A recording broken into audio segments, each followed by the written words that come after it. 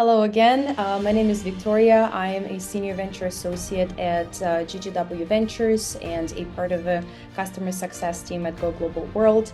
I'm pretty sure that the majority of you already know who we are and what we do, but for those who don't, we are a global network of founders, investors, and advisors, and basically this is the place where you can meet all the relevant people for your business. So yeah, our main goal is to connect you with the right people, make sure that you don't waste too much time looking for them and connecting. One of the coolest and my personal favorite things on the platform is a profile page. It's super concise, straightforward, and has all the information that investors want to know about your company. One cool feature is that you can share the link to it and anybody can check it out. The best thing for in-person events when you don't have to send a bunch of information and you can just share one link with people you meet. The main goal of the platform, obviously, connecting you with the right people. We do that through that matching feature. This is how investors will see your company. The star of the show is your elevator pitch video. So that's why we say that the platform pitches for you 24/7. It's April 15th. Tax deadlines are literally happening right now in the US. So if you guys are not covered yet, just please let us know. We have a wonderful team of tax and legal advisors who will be more than happy to support you with that. As you probably already seen on your Zoom, the session is being recorded. Please keep an eye on our YouTube channel and our LinkedIn profile. We'll be posting the recording soon, just so you could take a look again at all the feedback and pitches that we're gonna hear today. My favorite part is introducing our today's stars of the show. Please welcome Jordan from SV Venture Group. Hi, Jordan. Thank you so much for joining us today. Hello to you. And our other expert is Dan, expert from Stanford. I don't think we had anybody from Stanford before, so hi Dan, thank you so much for joining us. Hey everyone. Awesome. And today is a special session because in addition to Daniil Kislinski, the co-founder and CEO of Go Global World, there's going to be another expert. His name is Igor Shlonsky. I hope I pronounced the last name correctly. We will create a separate breakout room where you guys will be able to pitch to the experts first, Jordan and Dan, and then you can pitch again to Igor and Daniil and get some more feedback, probably more personalized. So Daniil will tell a bit more about that. Yeah. So for Go Global World, you already know. We also have GGW Ventures, a syndicate that invests in startups, seed Series A, primarily software, and we try to unite investors and startups in our community, our platform. Jordan, Dan, they will be leading the main session, but Igor Shlonsky is from McKinsey, and I'll let him present himself. Victoria, I have a question. Do you want to let Jordan and Dan present themselves, or you want to do it later? I would love to give them an opportunity right now. Yeah, so you guys please present and then I will do my presentation. Yeah, so why don't we start with... Dan, why don't you go, sir? You're the more prestigious person in here. Come on. Yeah, just to be prepared. Yeah. Yeah, so let me start. So my name is Dan. So I wear several hats. So I'm an advisor at Cinecon VC. Also, I am an external expert at Stanford for the computer science department. So I founded myself a few startups before. So also I'm an angel investor myself. So yeah, mostly in AI and software business. Awesome. Thank you, Dan. Jordan? Good morning, everyone. This is Jordan. I'm in San Jose, California. I want to welcome you to this great event. It's always a pleasure to be with Daniel and his team. I'm Jordan Wahbeh with Silicon Valley Venture Group. I'm also a partner with Network VC. We invest in Series A and Pre-A companies, deep tech, B2B, typically post-revenue if possible. If you're a seed company and you think you'll be in revenue in the next 6 to 12 months in the 300 to 500 range, we are the ones to talk to. We focus on things that improve the human condition, things that do things good. It doesn't have to improve the water quality or the climate, but it has to do something productive. The last thing you may notice about me on this one, I'm the only one in this entire place that doesn't have a key at the end of his name. No Wahbeh, just Wahbeh, no KI at the end. And I know, yeah, it's a pleasure to have you guys, but I know one other fact about you, that you were among the first investors to join our pitch sessions that are called also GGW Sharks, and because of you, because of your support and some other investors, you're very kind. You warm my heart. You really warm my head.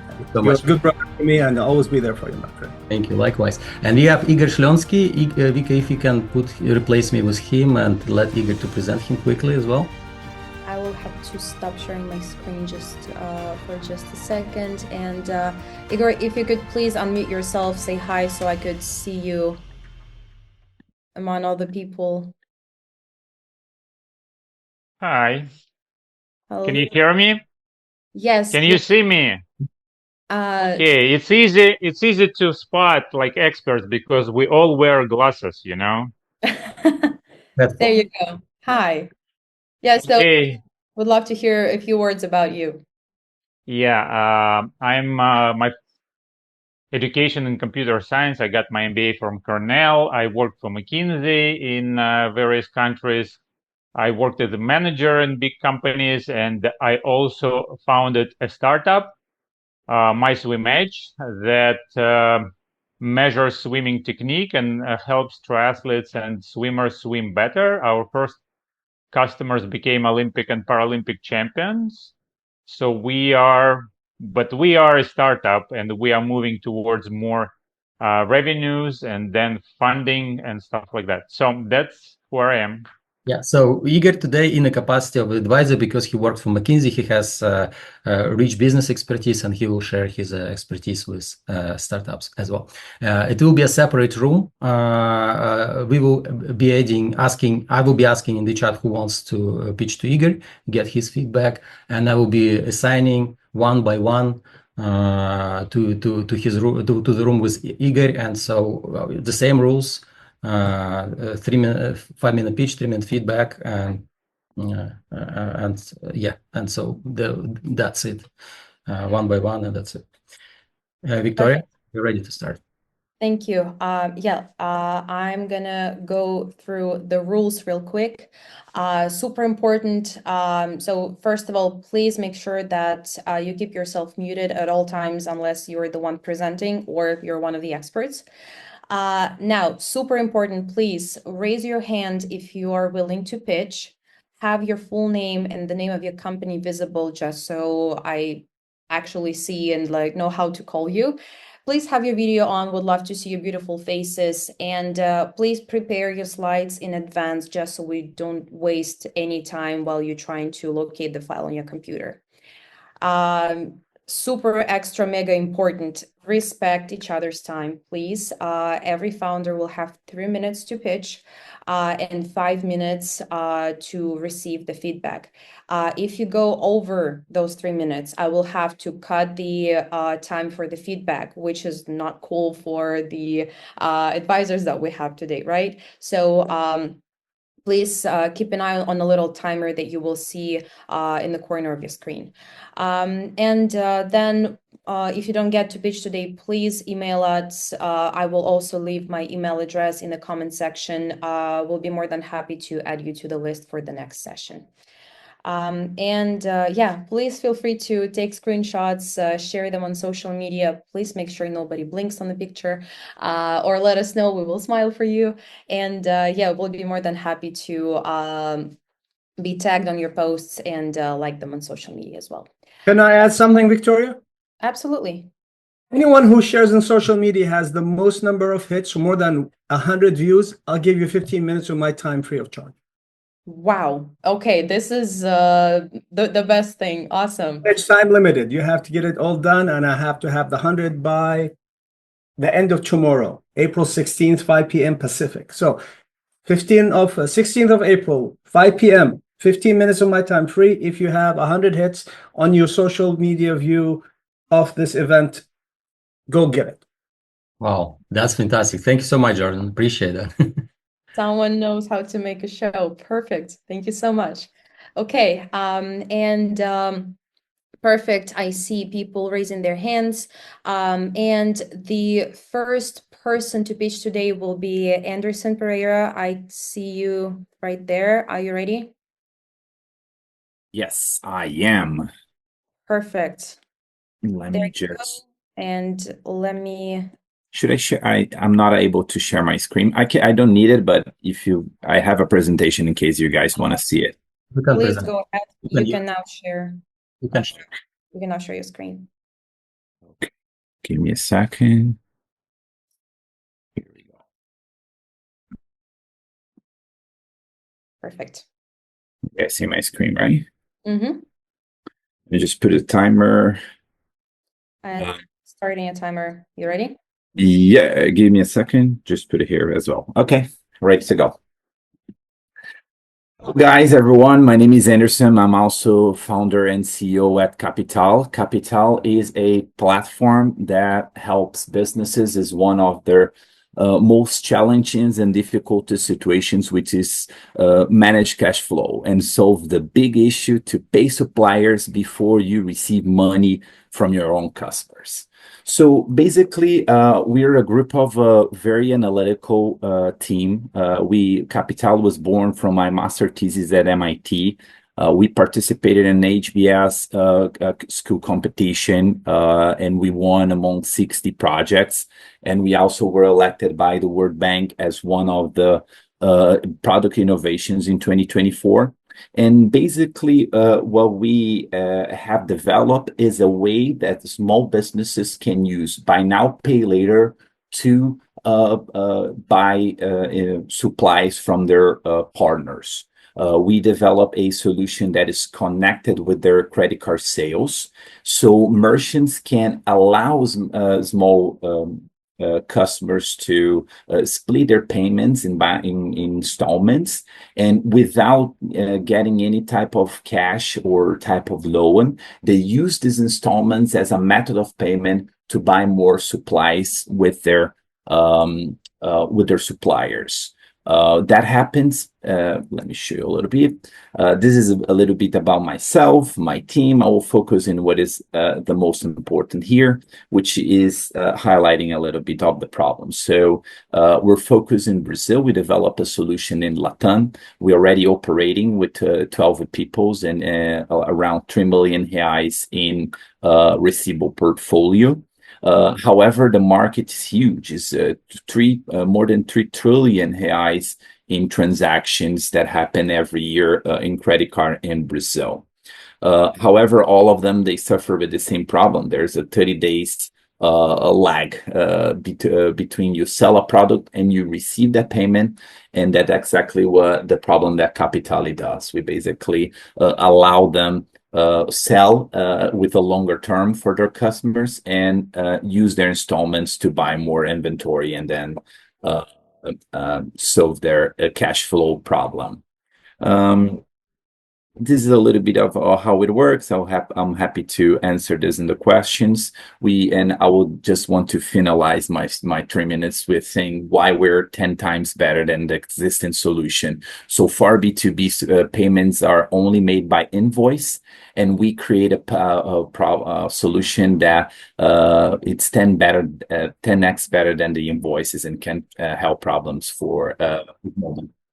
That's it. Okay. And the 5 minutes start now. There we go. Jordan, would you like to start?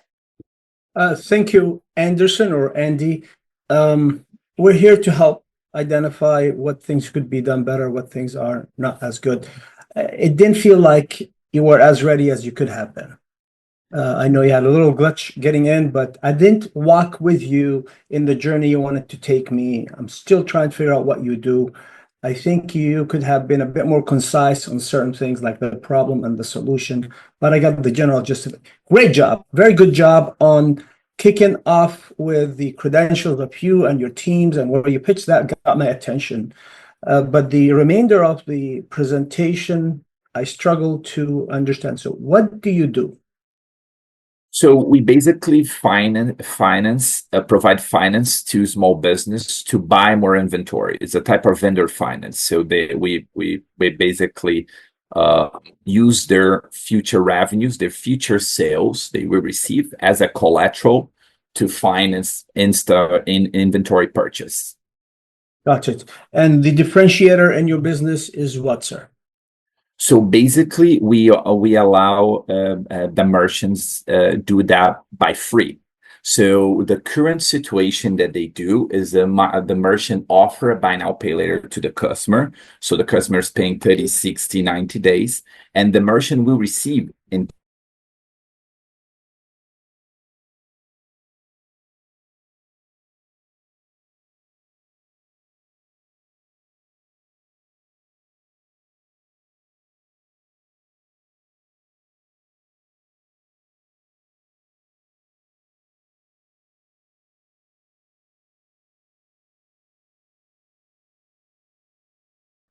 Игорь, привет. У тебя микрофон отключен, у нас это технически. Сейчас, секунду.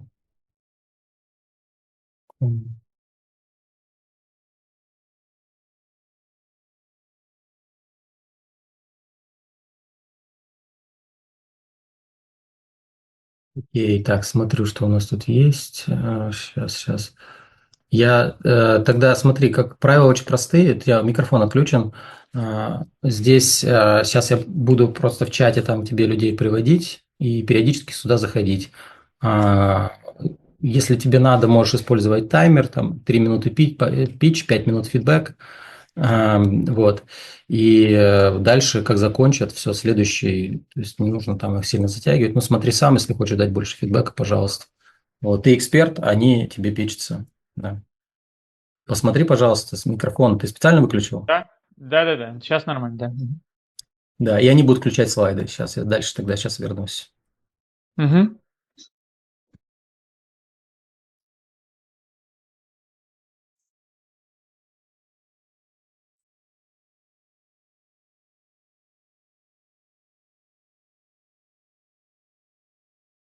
Obviously, adding a slide about your request to investors is a good idea. So I agree with Jordan here. I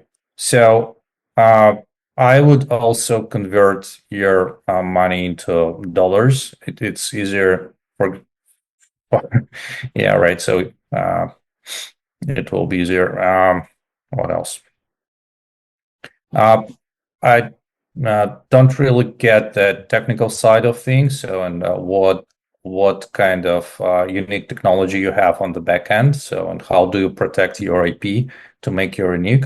So that would be also a great point. Maybe you have some patents or some unique technology. And I would love also to understand who are your competitors. So I haven't seen any information about that. So you told me that it's like 10x better. It sounds kind of cool, but it's unclear why it's specifically 10x and who are you comparing with, right? So who are those guys? So and maybe too much text for me, so it's hard to read. Maybe to make those sentences shorter, like the bio, and it's like a huge block of text, so I didn't have really a chance to read it. So yeah, and I don't get so where you are. Okay, you can finish with that. Yeah, thank you. So yeah, so maybe I think what is your sales pipe? Mike, please. Yes, I can turn on my mic. How are you today? Good. How are you? I'm doing well, doing well. It's pretty exciting times here at Planet Sense. Okay, perfect. So, Daniel, your mic is off. Sorry. I'm leaving the room. It's good to see you. Sorry, I signed you to this room as eager, so you guys can continue. I will jump on to see who else would like to join as well. That sounds Okay. great. Thanks, Danielle. So,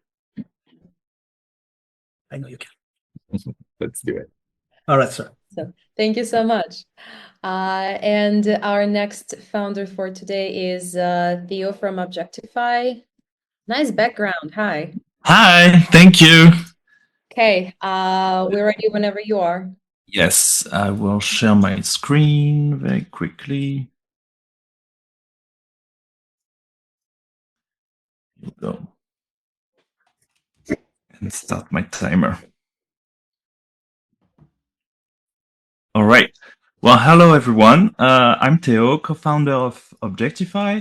I'm an IT engineer, and we have tokenized ownership of physical products.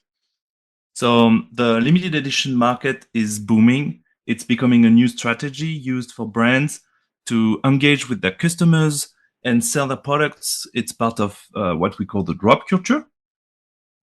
And who says limited edition says secondary market. So there is always this problem on the secondary market with fake products that are not authentic and data that is not available for brands. Facebook Marketplace or Craigslist, all the secondary markets, Vinted, they are not the friend of the brands. They are a black box they get no data from.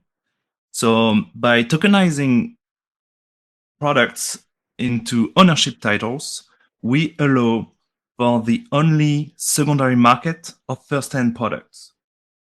So brands will use our tokenization module on their e-commerce website and sell ownership titles that are then used on the secondary marketplace that is Objectify.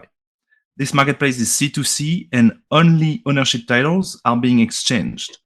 So it basically creates a secondary market that is trustless. You don't need to trust who is the seller. You just purchase the ownership title that you can then redeem with the brand to get the authentic new product. Every time you redeem your ownership title, it's destroyed. So it doesn't exist anymore. So the supply is organically decreasing, which gives value to whichever ownership titles are still left. We've thought this marketplace to be very engaging, very social, very communitary, with collections that you can share, you can showcase, and brands will get royalties from those exchanges. Today, when something is sold on the secondary market, no value is generating for brands. Now we split royalties, 5% for Objectify and 5% for the brands. Our business model is simple. We have a subscription plan that is yearly for the brands, and we get commissions on the secondary market. We're trying to raise €1 million for 2 years of cash flow, and we think we can reach 20 big brands kind of market size that will allow us to explode and get attention into this new way of ownership and consuming products. We also will save a lot of CO2 emissions by preventing deliveries between C2C users. And that's 3 minutes. Thank you. Awesome. Thank you. Dan, would you like to start this time?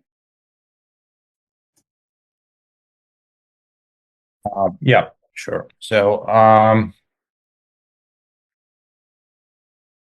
actually, I don't really understand. So the market is that's the new market, right? So and I would like to understand what size of that market is. What is the total addressable market here? Potentially. That's the new thing. So I would like to understand who are the competitors. Haven't seen that. And I would definitely love to know more about the team. All right. Thank you. So market size, the collectible market is $600 billion, but we are a lot more than that. We apply to the entire limited edition market.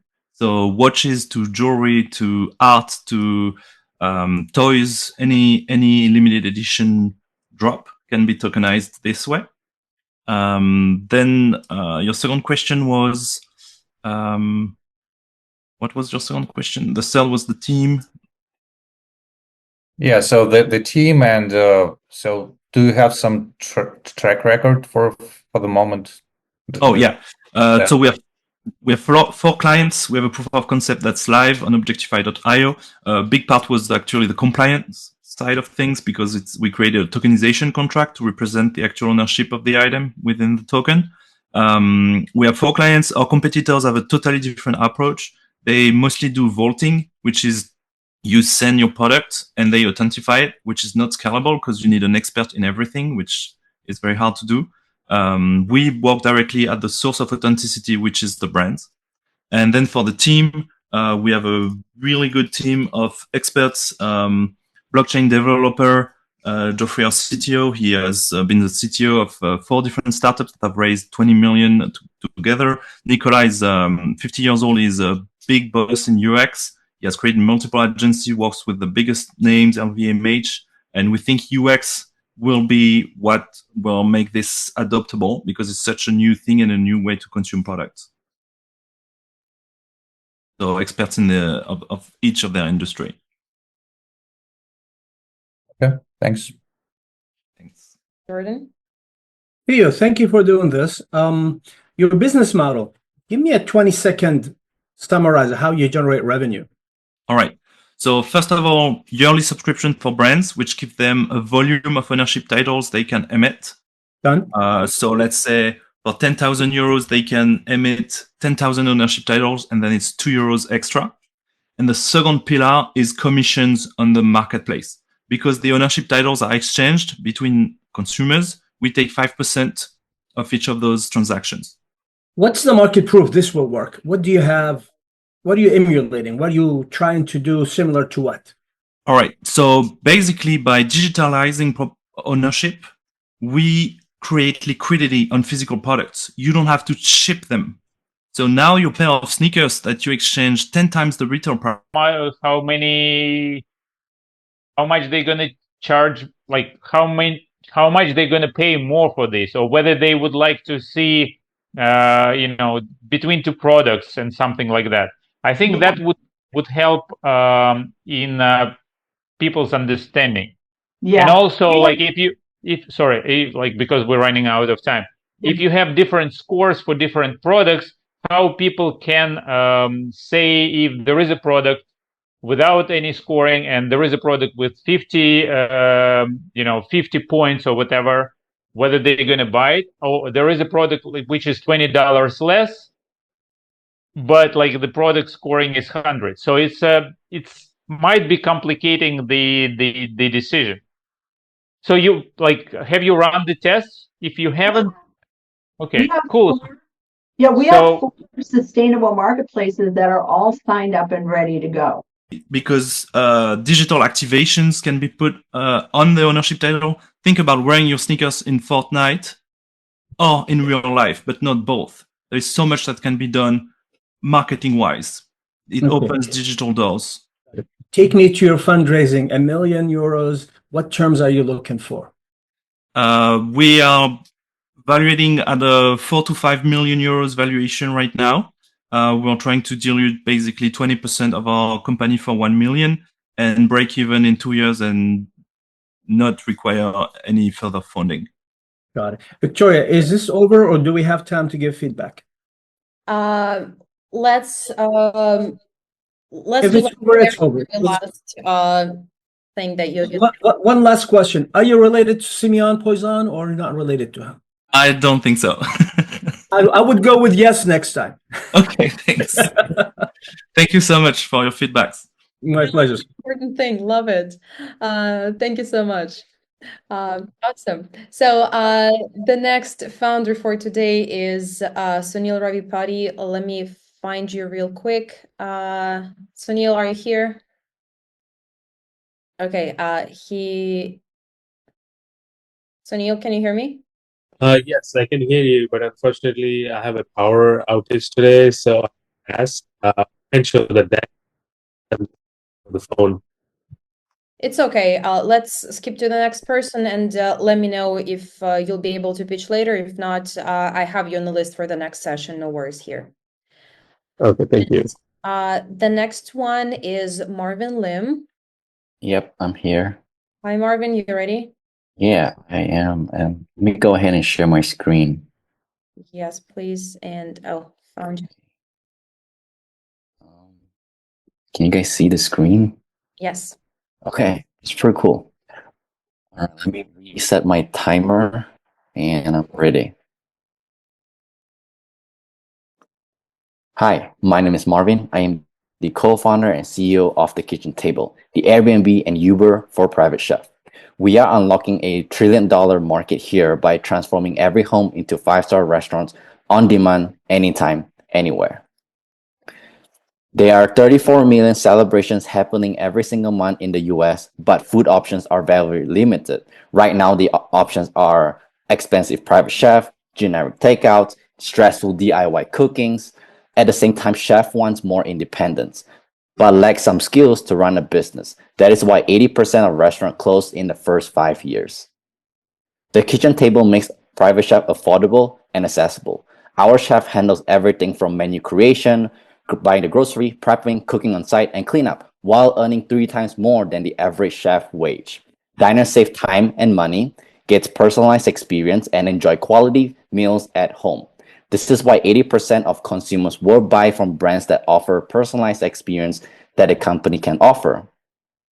Since launching our MVP in September last year, we've grown on average 40% month over month, and right now we're hit above $18,000 in gross merchandise values. We've joined 3 accelerator programs and got invited to Web Summit end of next month to go and pitch and have a vendor booth.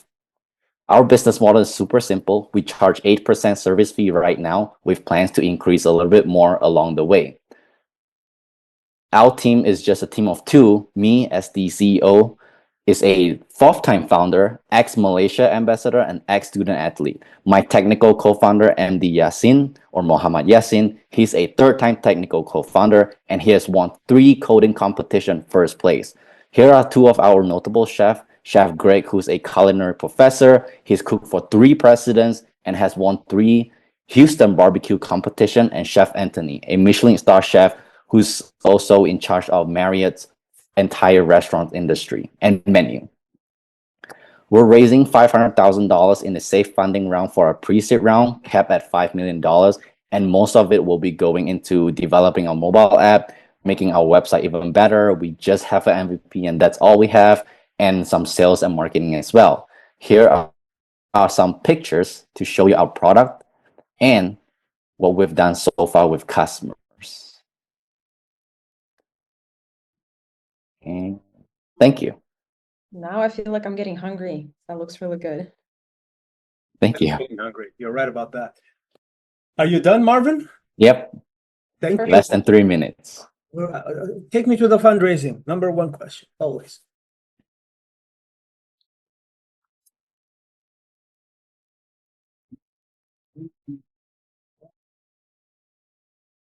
You're still using Hotmail?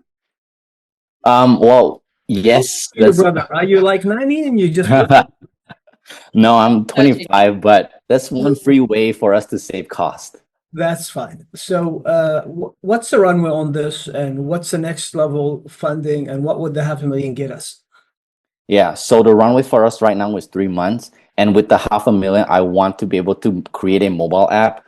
We have a really simple MVP mobile app, but it's just not good enough for us to publish to the customers yet. So yeah, more of it will be mobile app. I also want to incentivize chef where they get their own apron with the logo and their name, so that when they go to a customer will see the logo and know like, oh, the chef name is here. It's just something personalized touch for them. So in 25 seconds or less, why is this so different from the 25 others that are doing something like yours? So competitor wise, just market wise, the market is saturated with things like that. Yeah, so we are the only platform here that focus on customers. We do things based on customer, whereas the current platforms now do things according to chef. Chef sets the price, but we take whatever the customer's budget is, and we create a menu based on the customer budget.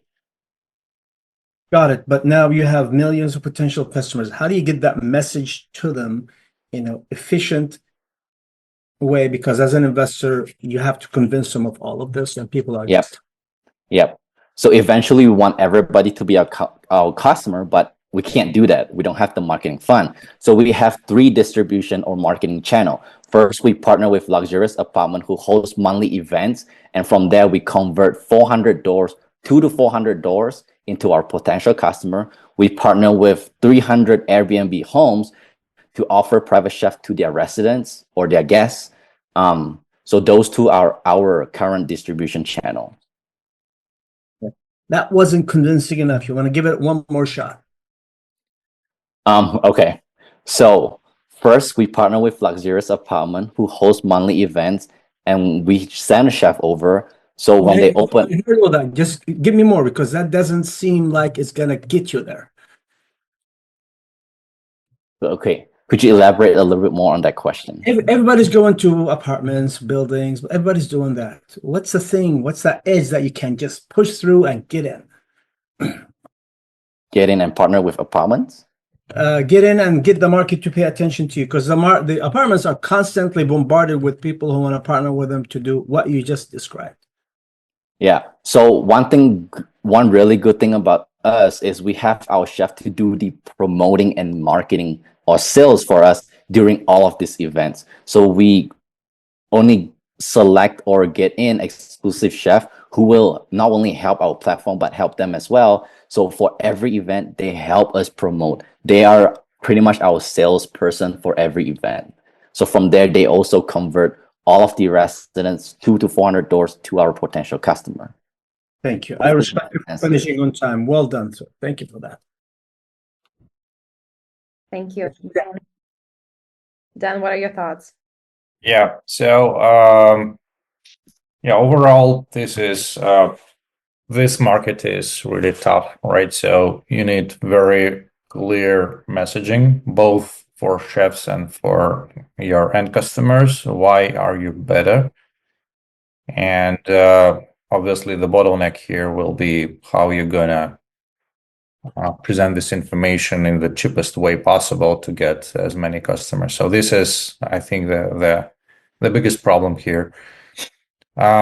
So yeah, your request is clear. So yeah, I think you should focus on that. And lack of understanding of who are your closest competitors. I don't think you did very deep research on that. Based on your presentation, I don't see your clear understanding what is the market there and who are you competing. Started at MIT. I was a professor in the nuclear engineering department, but I also have a passion for politics. So by the time I finished at MIT, I was a professor of nuclear engineering. Or our competitor H slide. Marvin, you did good. Great energy, positive. Would love to have somebody like you pitch all the time. You bring it, man. As far as energy goes. Thank you. Yes, sir. Thank you. Thanks. Very well, Marvin. Thank you for your feedback, guys. Thank you. Okay, and the next founder for today is Lotus Lee. Hi. You're on mute. Please unmute yourself. Hi, good to see you today. See you. Okay, let me share my screen. Perfect. Okay. Should I start? Yep. Hi. Just do this. Sorry. My name is Lotus Lee, founder and CEO of Hive Text AI, agentic AI system purpose-built for professional advisory. In my decade-long corporate finance career, I was constantly struck by the staggering cost of advisory services. Every quarter, we faced the same challenge, justifying that dreaded OPEX line to the board. In my CPA career, I witnessed firsthand how time-consuming it was to deliver high-quality tax, accounting, and legal service. These services demand deep, ever-evolving domain expertise, absolute accuracy, and airtight security. Now, imagine giving professionals in tax, accounting, legal 20 to 30 hours per week. That is a 50 to 80% productivity gain. Current Gen AI or Copilots cannot deliver that. Hive does. Hive is a multi-agent system built from the ground up for the complexity of professional advisory. It features specialized domain knowledge bases, modular AI agents, domain-specific tools, orchestration and specialized agent workflows, human-in-the-loop design, built-in trust AI governance layers. The result? A pluggable, scalable, customizable platform that adapts to any business environment.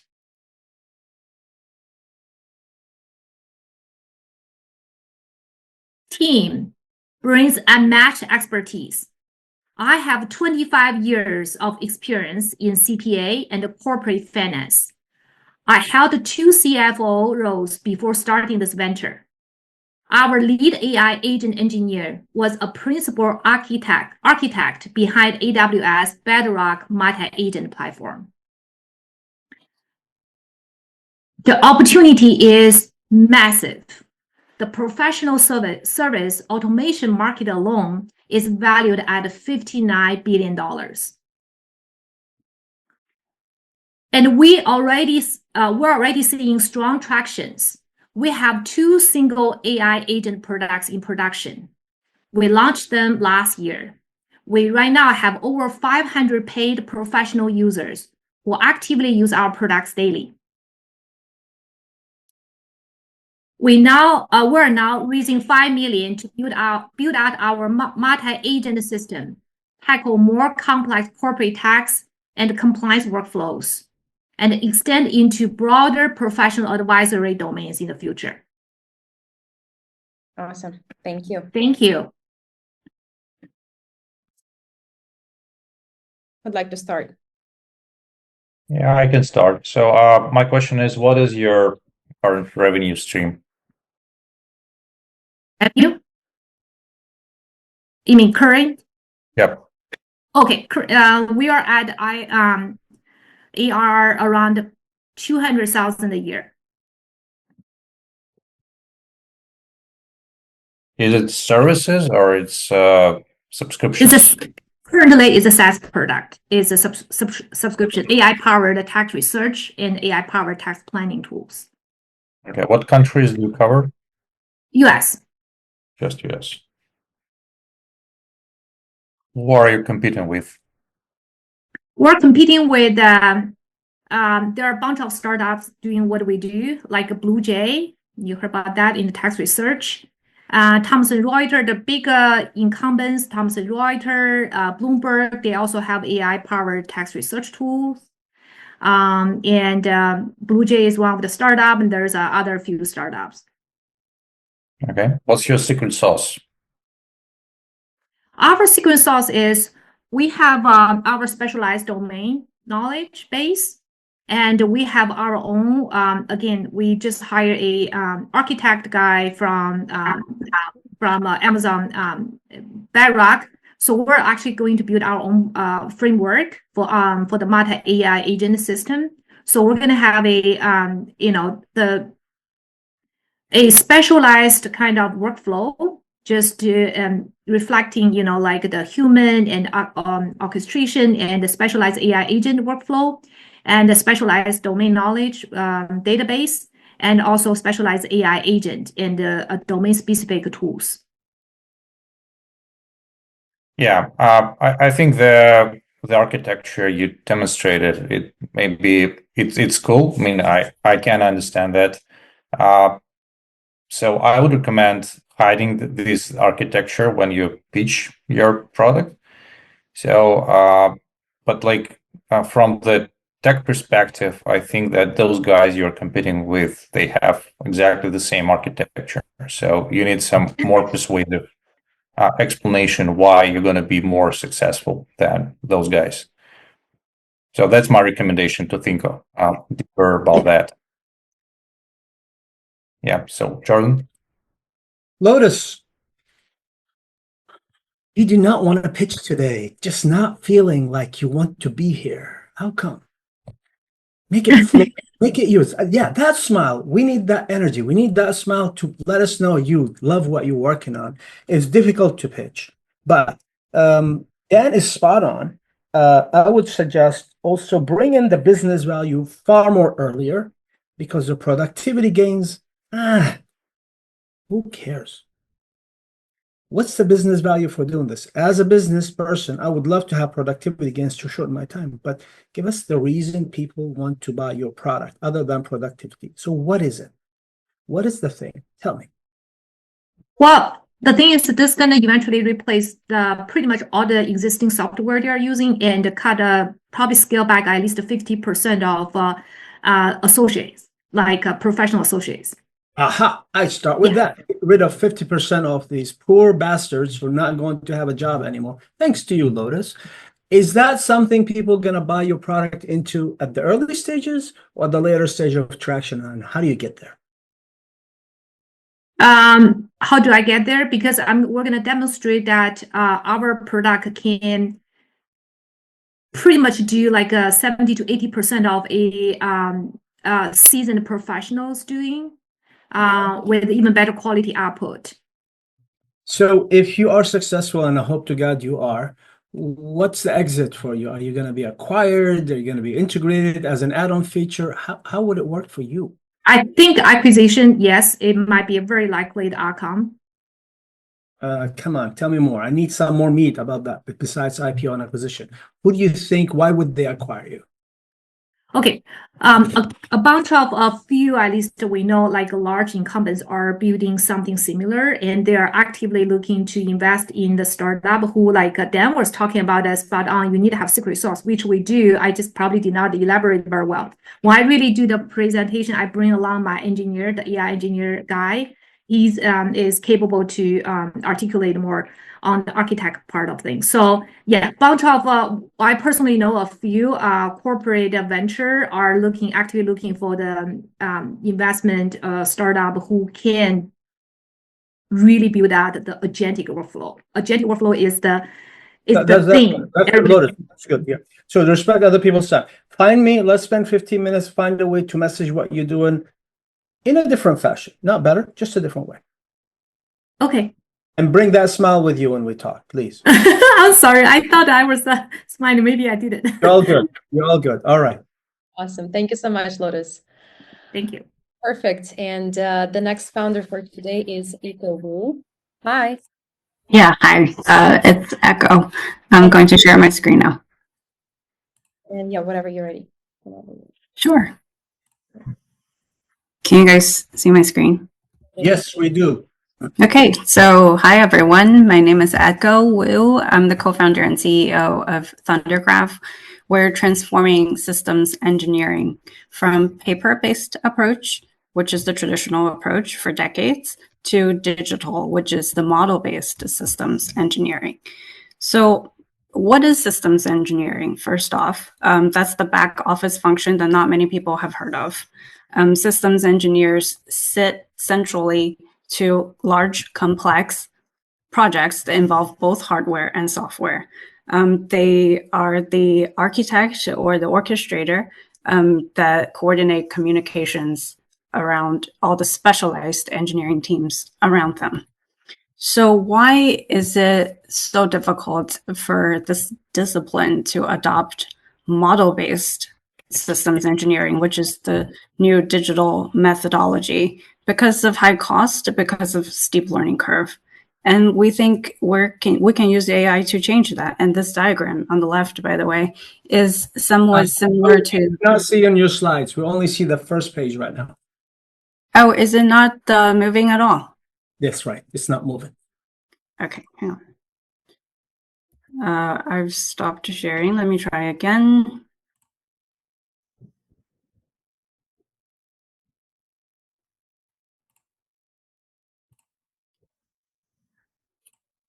How about now? Let's do it. Okay. All right. So sorry about that. This is what I just went through. The diagram on the left here was somewhat similar to what the diagram looks like for a drone. A drone has roughly 200,000 parts that should be interconnected together based on the model-based systems engineering approach. It's very difficult right now for a team. It takes about a year just to complete this diagram, and we think that we can use AI to change that. AI also shortcuts the steeper end of the learning curve for existing experienced systems engineers to adopt model-based systems engineering easily. So who are the incumbents? The big names that you guys have all heard of, Siemens, IBM, Dassault Systems. These are the legacy big names, heavyweight incumbents. They're also working on some version of AI tooling themselves in the background, as far as we know.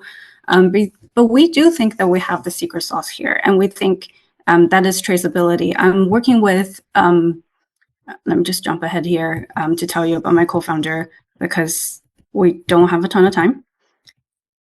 My technical co-founder has a PhD in nuclear engineering, and he has stood up 2 different AI teams in nuclear tech organizations. And he understands the boring world of requirements management really well because he has lived in it. And he understands that traceability is a really big pain point when it comes to transforming a legacy function from traditional approach to digital approach, and also adopting AI alongside of that. Some of the UI that I've skipped ahead really is, the screen specifically, is how we're trying to address the traceability issue, which is kind of our wedge into the flywheel of suite of tools to go against the incumbent heavyweights. Now, going back to something that I skipped. So why is this important? Who cares? Our practitioners on the left-hand side, these are the systems modelers who will be end users. They care about it because it really helped their work. They can work faster. They spend less time communicating or coordinating the miscommunications. And then on the right-hand side, there are stakeholders, people who are not so learned in terms of the discipline of systems engineering, but would like to see the projects done and potentially spending money and spend less time doing these projects. So we do think that we have something to convince both sides of the table. This is what traditional versus digitized. Это прям, ну, очень интересно. Что бы я добавил, вам как совет, это то, что в Америке на такую тему есть достаточно большое количество грантов. Я бы посмотрел по разным штатам или федеральные гранты, но федеральные, может быть, сложнее. Но вот на уровне штатов, особенно... It's all good. It's all good. Can you flash up the process, the solution you're putting together? Can you summarize it to me in a few seconds? Just tell it to me like I'm standing in line in Starbucks. Yeah. We're advancing something, a discipline, a function that you've not heard of, from the traditional approach to digitized approach. Gotcha. So you're digitalizing something that is high-end, back office, fully advanced, and so forth. Is that what I'm hearing? Yes, and there is some specificity to this function. That's kind of where the complication comes in when it comes to explaining the problem. So what's the generalist banker doing advancing something that's so high-end and sophistication as a co-founder? That's you. In your slide, you said you're a generalist in banking. So how do you relate to this high-end science project you're working on? I'm doing everything else except for writing code. And my last role actually was in fintech. I was doing product positioning, pre-sales, sales strategy at a fintech firm. Got it. Because we had glitches with the slides, and I appreciate that, I would say level up 4 or 5 levels up to get your point across. I get the sense of what you're trying to do. I get it's big and important, but I still don't know what it is. And again, find me and let's do a 15-minute call. And I'm glad you don't live in my home because I have 16 echoes. And if I want to call you once, everybody would say yes. I know what you mean. I have that device sitting on my desk right now. Okay, well, thank you. Back to you, Dad. Yeah. So, thank you for the presentation. So, the same.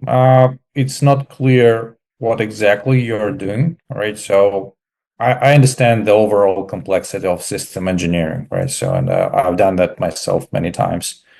So, I don't get what do you guys do, right? So, this is one point. Another point is that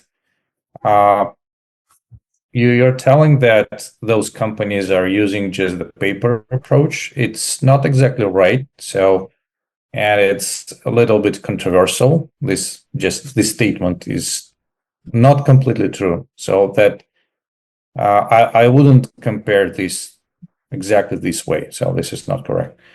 Yeah, I tried to use less time to explain what model-based systems engineering is and why the implementation of that is incomplete. I think when it gets to the model-based approach, I just start to lose people's attention because I have to explain what it is. Yeah, right. So this is the issue. So I would recommend working on that, how you explain the value you're building with simple words, like that will be clear for every person, right? So for everyone, for people who are not aware of all these system engineering things. So I think this is the number one thing. And then the second question that is actually really connected to then, what is the addressable market, right? So what is the size of the market overall? So when we're talking about these solutions, so what are the verticals and markets you're targeting? Because every industry is different and it will require its own technology, maybe, or some backend will be different, definitely. So it's very, very, very segmented market. So it's and very techy market. So I would add those details. Okay, so I did have a slide about market size, but I skipped through that. This is based on data. So as of 2023, which is obviously a couple of years ago, the market data is about $40 billion.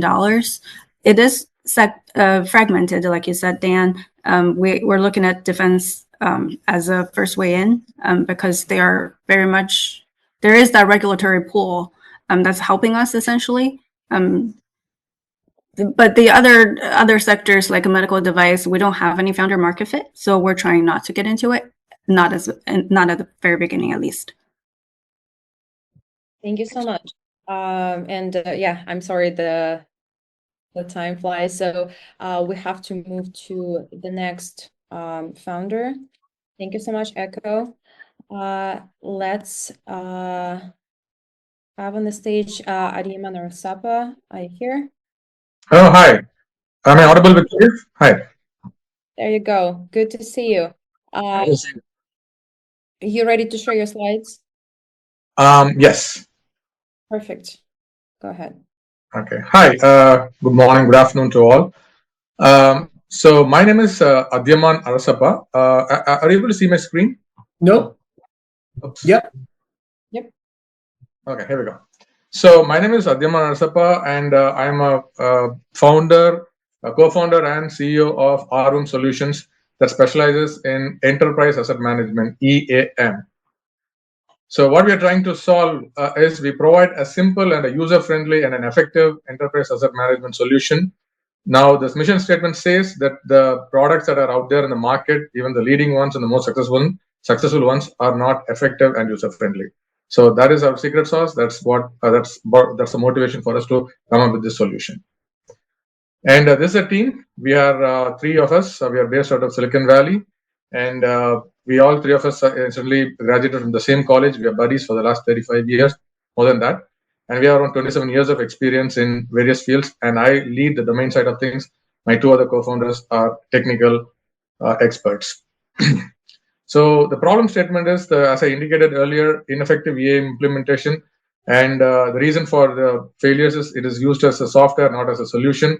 And the learning curve is very steep for all the products. And as a result of which 30% of maintenance cost is wasted globally. So this is something which we can plug with our with our software. So what's our solution? Our solution is to make it simple so that we have more wrench time and less punch time. Make it user friendly and make it focus on the core process, not just to have bells and whistles of the software.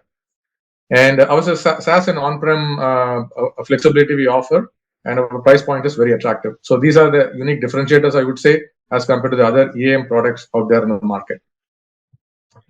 Now, this is an ROI, how our product is going to improve the organizations, which every EAM maker claims that at the end of the day, they're going to reduce their failures, downtime, and increase their cost performance. And we offer to give the same thing, but then depending on how we implement, the successes can be as we claim, or it can be simple statements. Why now? Because the whole world is moving towards reducing the corporate risks in terms of explosive situations, failures, and whatnot, and digital transformation, Industry 4.0, global green objectives. So all these things ties to our asset management, asset availability, and reliability, and therefore our product becomes more important and more relevant. The global market is around 15 billion, and now this is something like a bit hazy, but this is what the research indicates. The growth engines are North America and APAC, where the industrial growth is going to, with the recent changes in the US landscape, more and more factories are going to come back to the US. So asset management will find a center place in our geography going forward. APAC, a big place where we wanted to focus our attention on. All our multi-billion dollar prospects. So our target market is mostly North America and APAC, and our segment is SME because the large ones are already taken by the big ones. So our TAM is 15 billion and SAM is 1.5, and what we try to achieve, or what we try to focus, is around $500 million by the year 2027. And Greenfield is our sweet spot because those people are easy to make them understand the importance of EAM and then go from there. Our revenue model is on-premise slightly different versus subscription. You're stealing my time away, my friend. You're stealing my time away. You're out of time. I'm sorry. It's all good. How much are you raising? So we are raising $1 million funding, and it's around 50%. This is the breakup. Sales and marketing going to 50%, 10% on the product development. Operation infrastructure is around 40%, and it's an 18 months time frame. And the breakdown of how we are going to spend the sales and marketing is out there in terms of field resources, conferences, roadshows, and digital media. So this is going to be our breakup. Competition is IBM Maximo, SAP, Oracle. These are our competition.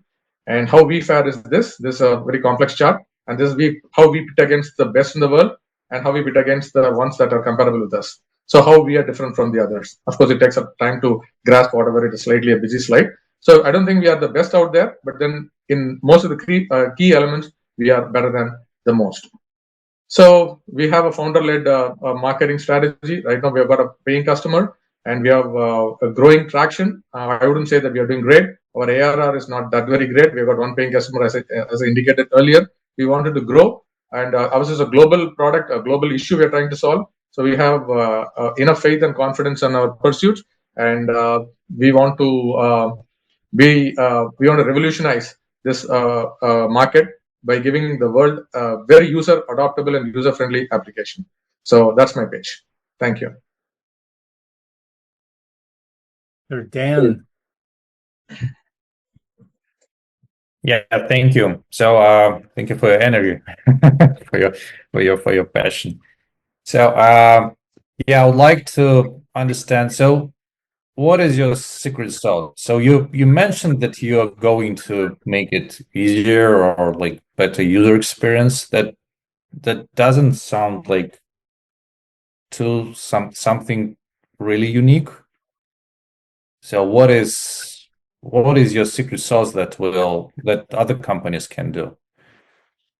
The other companies, what they can't do is, I have worked in all these other company products, so that gives me the understanding of that. I failed to indicate one fun fact, not so fun, is that 80% of enterprise asset management implementations in the world across all the verticals have failed, which means only 2 out of 10 implementations are successful. That itself tells a volumes about how the software, the EAM software, has done a sort of a disservice, in which I was a part for several years.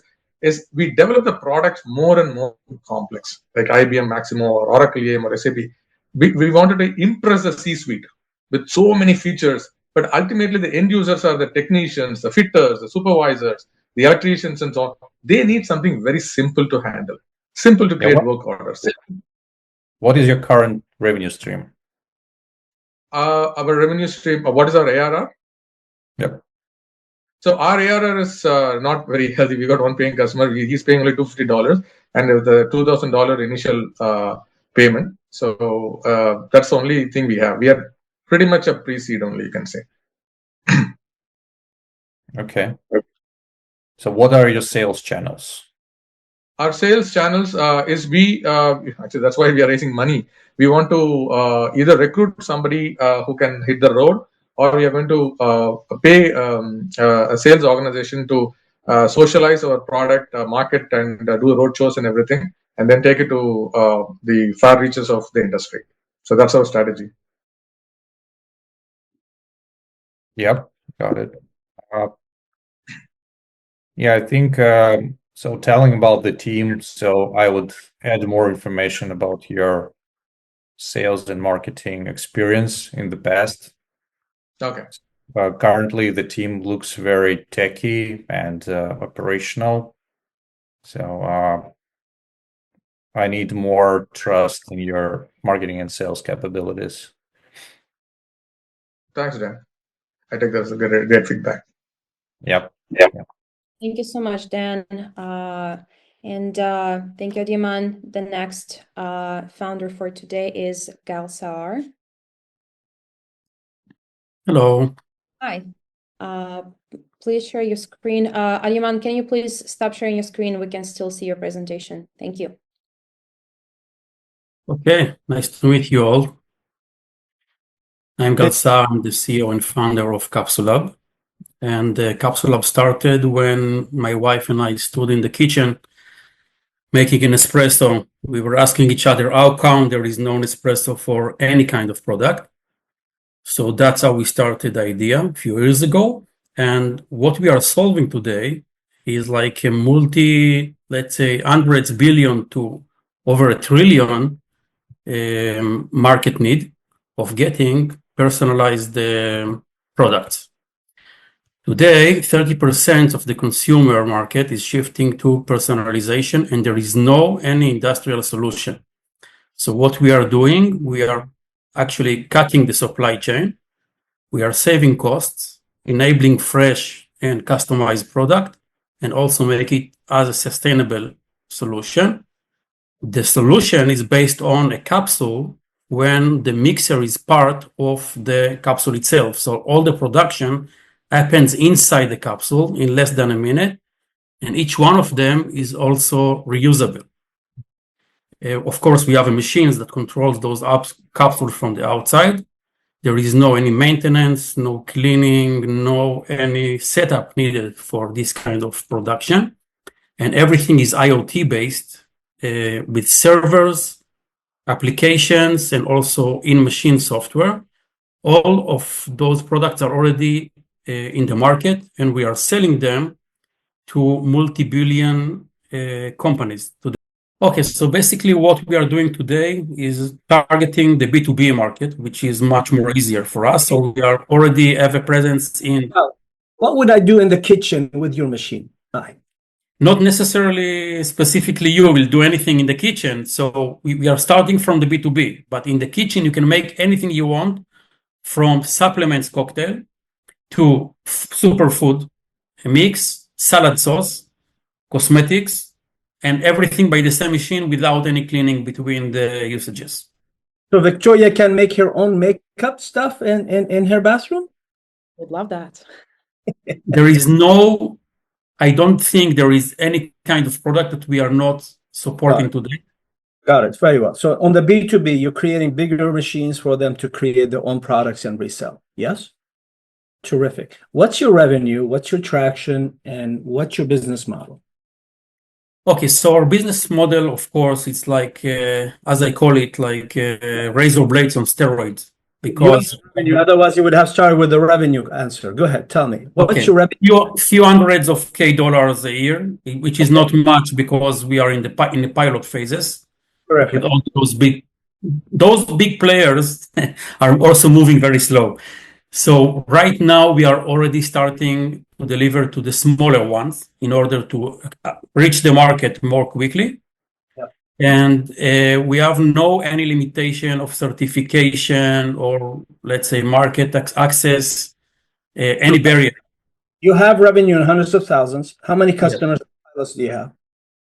Around 5 simultaneously. And the last question is, what other tractions do you have? By tractions, you mean like what other, like pipeline, maybe? Things can you brag about? Tell us that you're making progress. Basically, we have an unbelievable conversion rate of sales meeting to actual sales. Everyone wanted each like brand or let's say point of care chain or any other raw ingredient manufacturer. Today we need to raise the money in order to answer the need or in the operation to actually to deliver the actual stuff.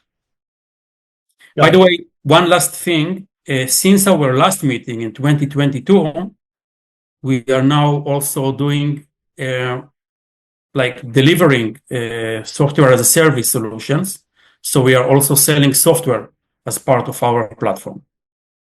Did you mention that in your pitch? I mentioned it in, yes, of course, there is a dedicated slide there about the IoT platform and the IoT service. Well, thanks for being here, and I think you're doing great. Thanks.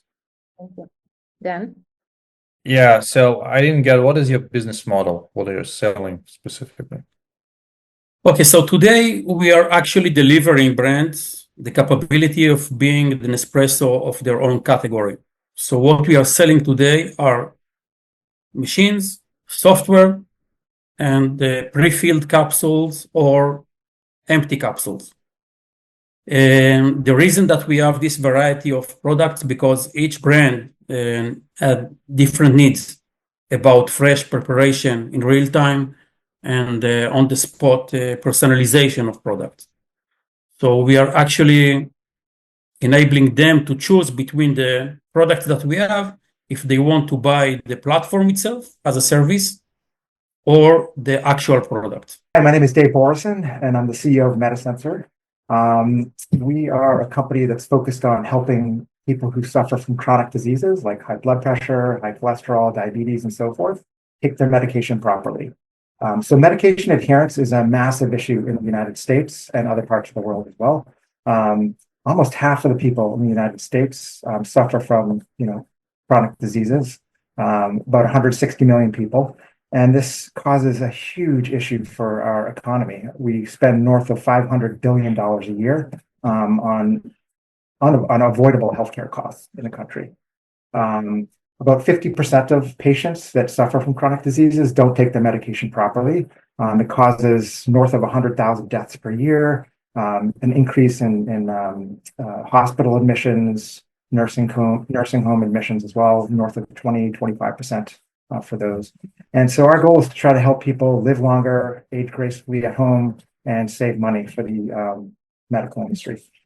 So there are a bunch of companies out there that do. I just want to make sure you can see my screen as I move through them. It's all good. Awesome. So there are a whole bunch of companies out there that have tried to address this issue over the years, and what we find is most of them are just focusing on medication reminders.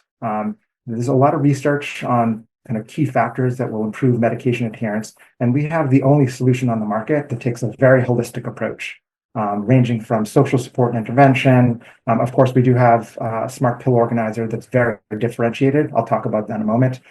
We emphasize healthcare provider follow-up, and so our business model, and I'll talk more about that in a bit. It's a B2B business model that incentivizes healthcare providers and insurers, the payers, to to help drive medication adherence through our platform.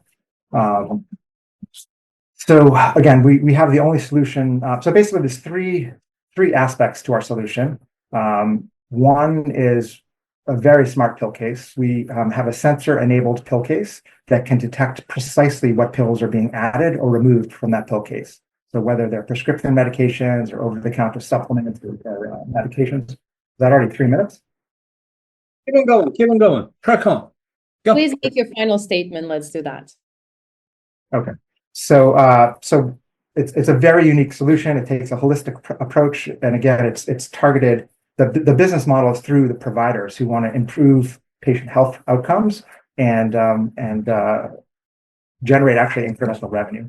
So data, environmental analysis, LiDAR data, etc., to the requester within minutes.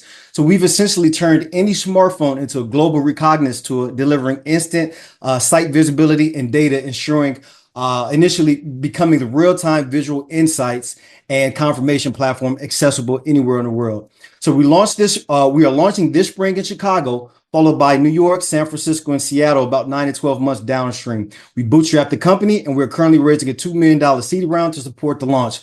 So next time you need to see where you can be, know before you go, and get eyes on site, request a go see. Any questions? Yeah. Okay. So you just didn't give us the financials and stuff like that. Okay. So, okay, cool. Thank you very much. First of all, you are the first person today who got under 3 minutes. So you still have time to discuss this. So,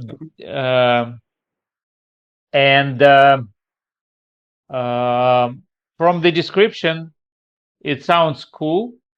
What I don't, or you were late, that kind of thing.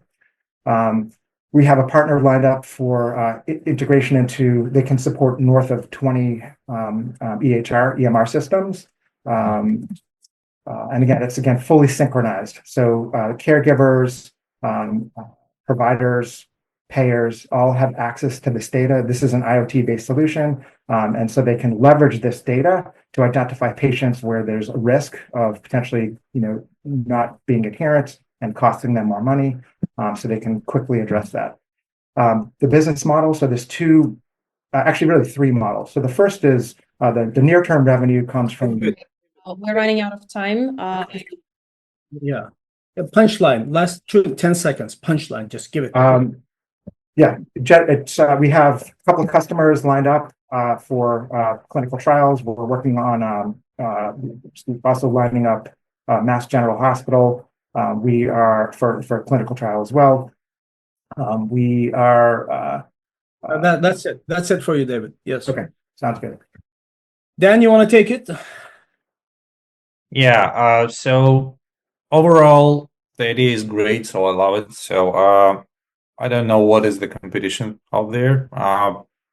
I think so. I heard this idea from a few people, definitely. So overall, I would recommend you to kind of make it shorter. So your explanation of the whole idea took too much time, but it's like actually you can tell it in 20 seconds, the whole idea. Yep. So I haven't seen the case itself on your slides. Yep. I expected to see it. Yeah, So, it looks like it's architected to look like a pill case. I don't know if you can see it. It's for seniors. I would add it to like on the first slide. So what actually you're selling, right? Yep. So this is your product. So that everything makes simpler to explain. So here is the box. It's intelligent. It makes so less mistakes. Everyone is happy. Less deaths. Like it's very simple to explain.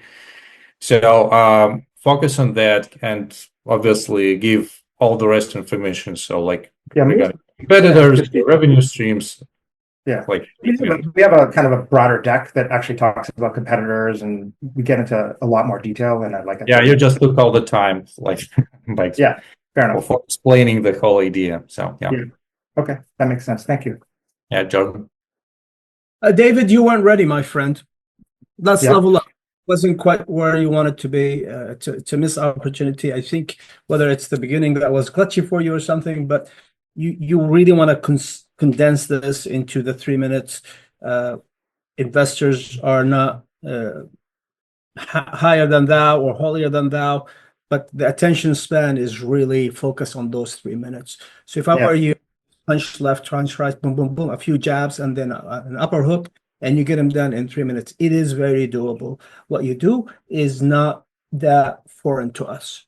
Okay. The value is clear. So take us to the business value. The technology comes later. Okay. Yeah? Fair enough. Just That's good.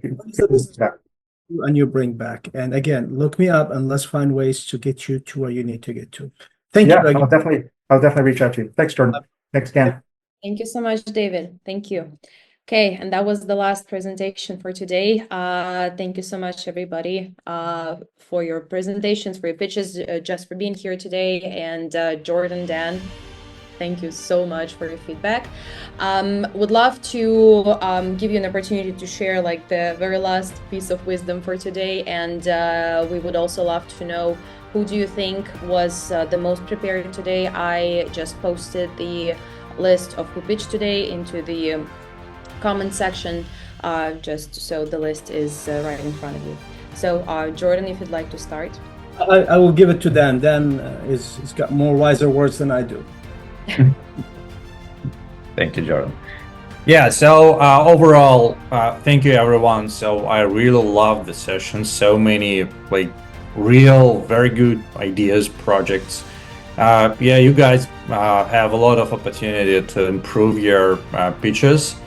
And I think that in many cases, it was very, very good already. So I would say that the number one feedback for everyone is like, be energetic, right? So you're pitching your child, right? So the thing that you're doing whole life. So be energetic, show your enthusiasm, and show the opportunity there. So that's what we expect here when we are listening.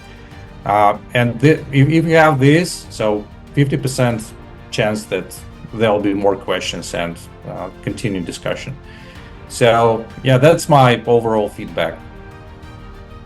Okay, and who is your favorite today? Oh, I love many of them. So I like the idea with Hive. So text advisor and AI. So the idea with this intelligent box for pharma is also great. So Do you think was the most prepared when it comes to their pitch? So that's a great idea. Good question. You can pick Hive if that's your favorite for today. Are you biasing the vote again, Victoria? Hey, I'm all about female founders. So if Lotus wins today, I'll be the happiest person in the world. So just making sure that the question is right. Pick one. Your life doesn't depend on it, my friend. Just pick one. So we do identify. Yep, Okay, so we do right. identify competition. Okay, cool. Thank you very much. Yeah. Good luck. Fernanda would be the last founder to pitch, and you're done with your support. We're already closing the session, so you guys the final people to pitch. Okay, Fernando. Here it is. So let's figure out how we can share. But then you do. That's not true. We're just trying to understand what you want us to learn from you. That's the key message. If you're able to get us to have a second meeting, to talk to you in a more meaningful, organized, thoughtful way, that's a win for you. The goal is get a meeting.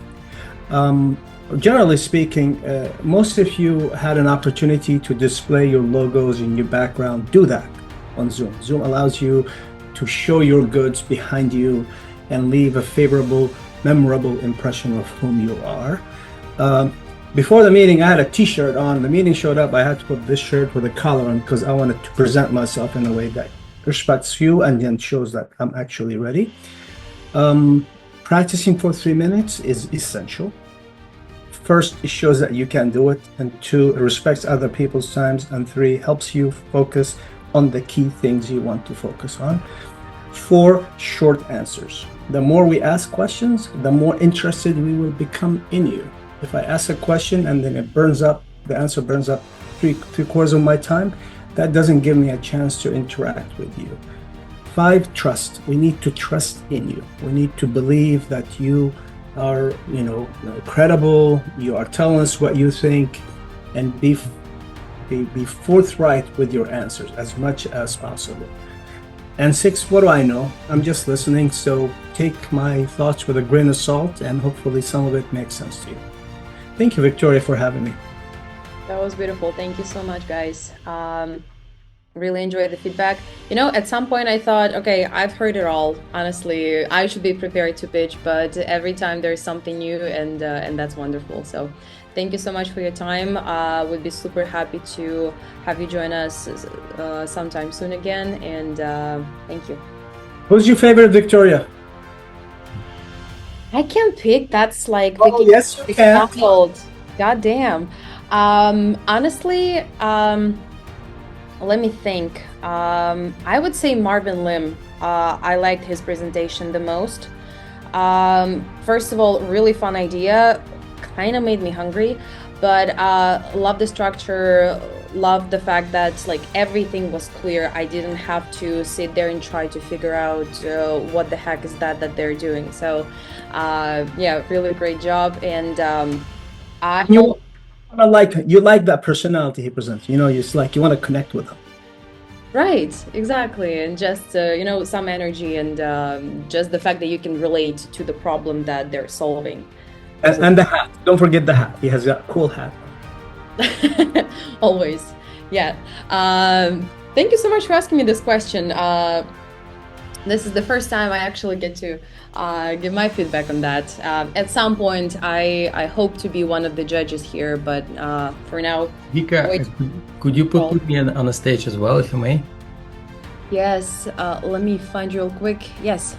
Hi, Daniel. Yeah. How was the breakout room? Fantastic. So there were similar feedback about time as well. So people sometimes go over time, and it just drags a lot of time of others. So Igor is still finishing with the last one just while we are talking, because we promised. But I want to do a small announcement for everyone, especially for Jordan and Dan. We will have an in-person pitch event in San Francisco on April 23rd. Everyone should register. I've just shared the link here in the chat. I'll share it again. So please RSVP if you want to come, if you are here in the Bay Area. And then, Jordan, you will be our valued invited guests. And no, not at all, sir. I appreciate that. Thank you. Thank you very much. Unfortunately, I have my event. You and I need to talk before we start too.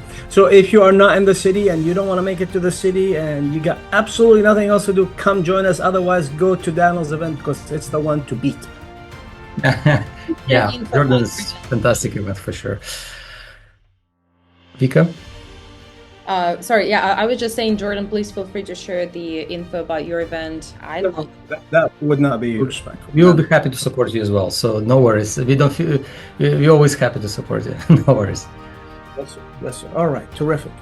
If it's online, I'd love to attend. No, it's in person in Palo Alto, but let's focus on Daniel and his organization. Go Vika, go. Don't remember last time I was called Vika, but yeah, I guess I've said everything I wanted to. Thank you so much, Daniel, for reminding us about the GGW Sharks. Every time there's an in-person event, that's super exciting, and cannot wait to see everybody there. And yeah, please, founders, next time 3 minutes is the limit. I don't want to be that horrible person cutting out the time that you have to receive the feedback. Thank you so much for participating, everybody. You have my email in the chat section. If you want me to add you to the list for the next one, shoot me an email. We'll be more than happy to see you. Thank you so much. Thank you, everyone. Have a great... Good to see you, Dan. Good to see you guys. Thanks for your time. That was fantastic, as always. Take care. Take care. Bye. Cheers, everyone. What?